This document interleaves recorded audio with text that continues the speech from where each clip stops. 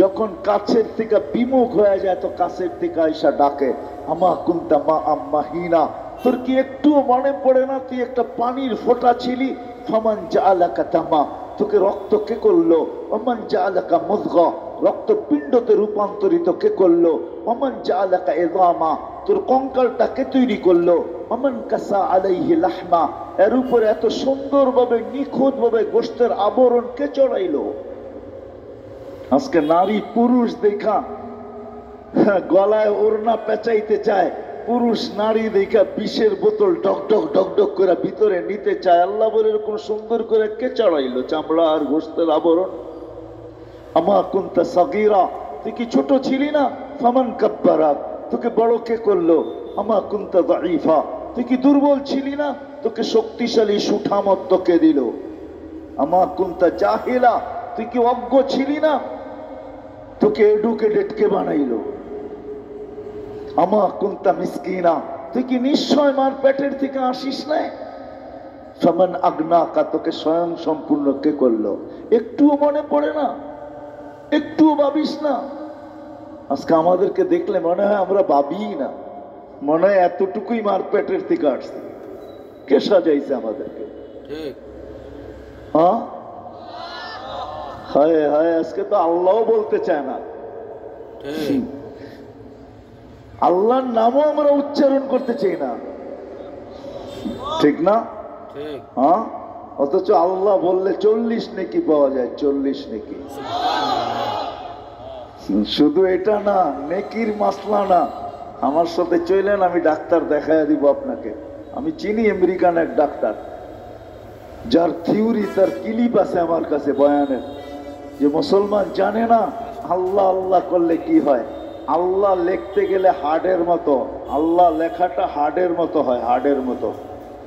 যদি আলিফ বেকা কইরা লেখেন আর হাটা একটু ঘুরাইয়া উঁচা কইরা লেখেন, হার্ড হয়ে যাবে, হার্ড।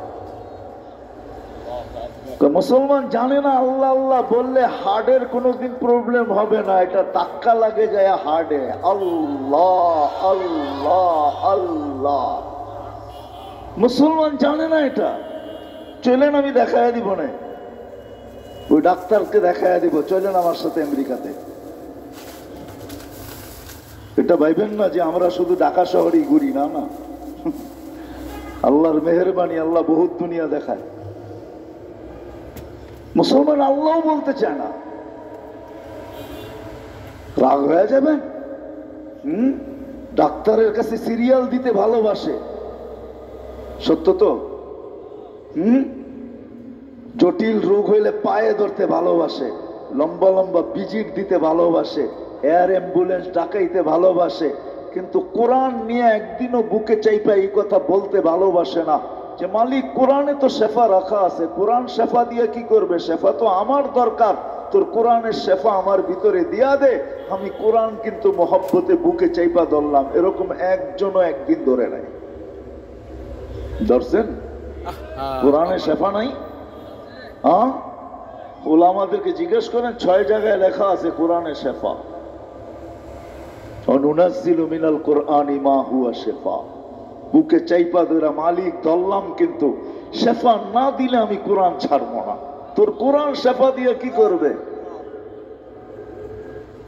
লজিকলি যদি আমার কথা বুঝে না আসে বলেন তো যুক্তি বলে, কিন্তু কোরআন বুকে লাগাইতে চায় না, চুমাও দিতে চায় না।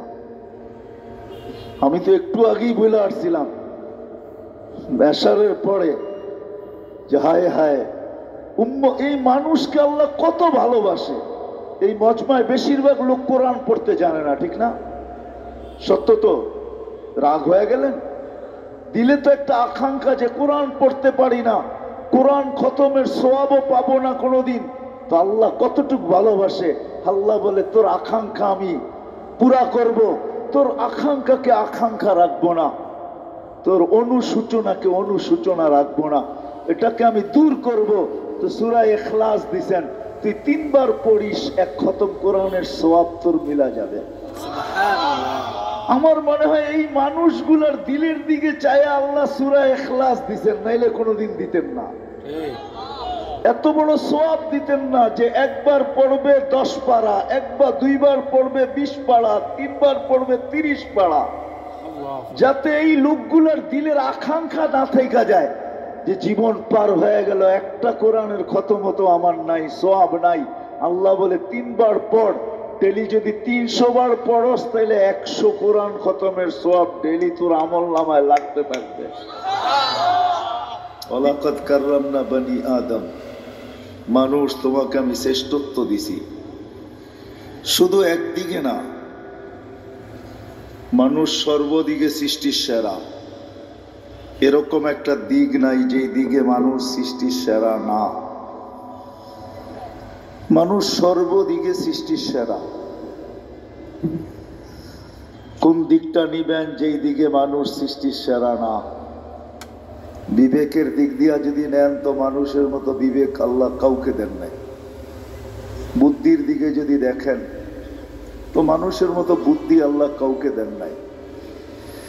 যদি দিতেন তাহলে উন্নতির মাঝে আমাদের সাথে তাদেরও প্রতিযোগিতা চলতে থাকতো, কেননা সৃষ্টি তো আর কম না।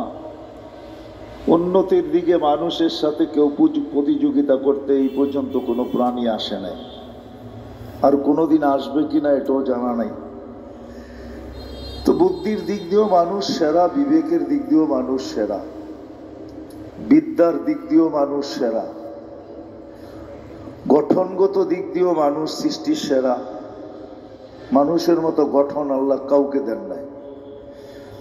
যদি দিতেন তাইলে আল্লাহ এটা কসম খায়া বলতেন, শুধু মানুষের গঠনের কথা কসম খায়া বলতেন না, লাকাদ খালাকনাল ইনসানা ফি আহসানি তাকওয়িম।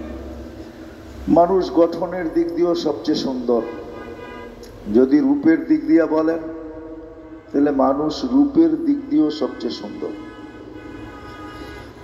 যদি তা না হইতো তাহলে মিশরের মেয়েদের কথা সত্য হতো। ইউসুফ আলাইহিস সালামের সৌন্দর্য দেখা বলছিলেন মা হাসা লিল্লাহি হাদা বাশার, এটা মানুষ হইতেই পারে না। ইন হাদা ইল্লা মালাকুন কারীম, এটা ফেরেশতা হবে। কিন্তু আল্লাহর বুঝানোর বিষয় ছিল মানুষই এত সুন্দর হয়, ফেরেশতা এত সুন্দর হয় না। হ্যাঁ, সত্য এটাই। আর কারণও আছে। ফেরেশতা 2টা অক্ষর দিয়ে অস্তিত্বে আসছে, কুন ফাকান। আল্লাহ বলছেন হয়ে যাও, তো হয়ে গেছে। কিন্তু মানুষকে আল্লাহ 2 অক্ষর দিয়ে অস্তিত্ব দেন নাই, কুদরতি হাত দিয়ে দিয়েছেন। সমগ্র সৃষ্টিকে আল্লাহ অস্তিত্ব দিয়েছেন 6 দিনে, কমপ্লিট, সিত্তা ইয়াম কোরআন বলে। কিন্তু আমাদের প্রত্যেককে আল্লাহ